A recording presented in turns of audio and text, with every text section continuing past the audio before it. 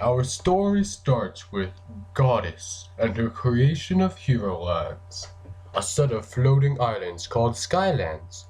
In this world, the heroes and villains would fight for all eternity. For 50 generations, these two factions fought. Every 25 years, they would die and reincarnate. Power would reset, and they would fight again. Satan, however, considered this immoral. He considered Goddess cruel for creating a world purely to watch them fight. But he was trapped in Heck, just as Goddess was trapped in the Hero Lands, so he could not directly interact. However, with the 51st generation, the villains were sent into hiding. Villain 50 had decided that fighting would be useless, and created a new plan. He set up a network of spies to find the next villain and hide them to continue his legacy. Hero 51, known as Pharaoh, later found an ancient pyramid and ventured inside seeking knowledge. He would later rule the Hero Lands with power and dignity, creating an era of progress. Over 200 years later, the 60th hero guy, fought to protect the land of his ancestors. When he was young, he helped the United Skyland recover from the stock market crash. As an adult, however, things would get much worse. Suspicious events occurred in Spoopy Mansion and on Venus, prompting investigation.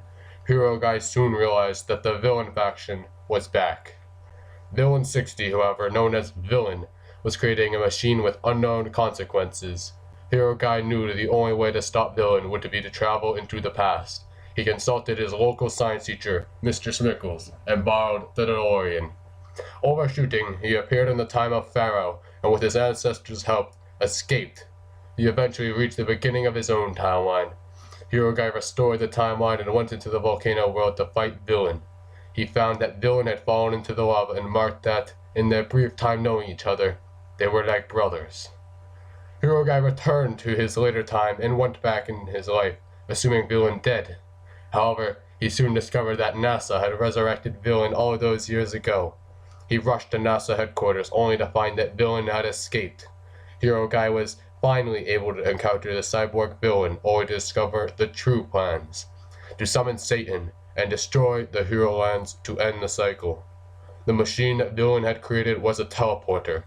He could send its users to Heck in a one-way system. Villain used the machine, bringing another teleporter with him so that he could teleport himself and Satan back.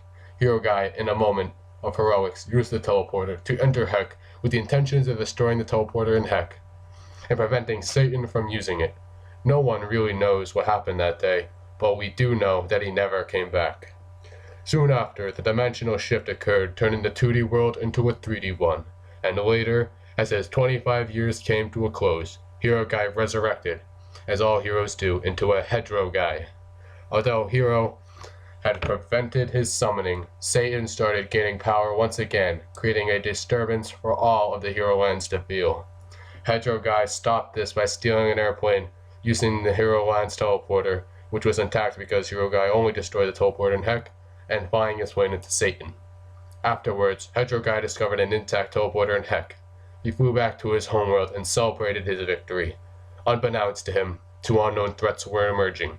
A mysterious entity from the past, set on assassinating him through a means necessary, and the weird dimension. Now Hedro Guy must escape from the forces chasing after him and survive the terrors of this truly weird dimension.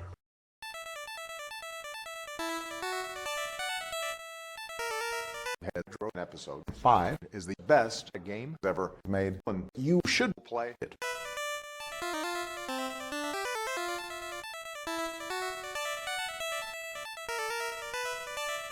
But wait, there's more.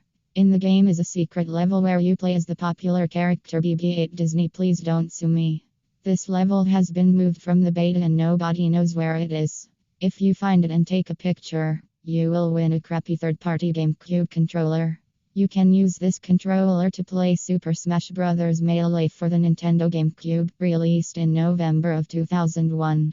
Using this crappy third-party controller, you can play as Fox in Super Smash Bros. Melee for the Nintendo GameCube to beat scrubs.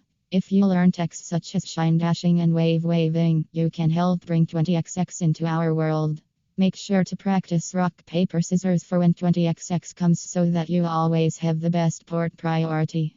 So remember, find the secret level where you play as BB-8 and take a picture of it. He must be the only player character in the level. Good luck. Hero 3 was a mistake. Don't kill me.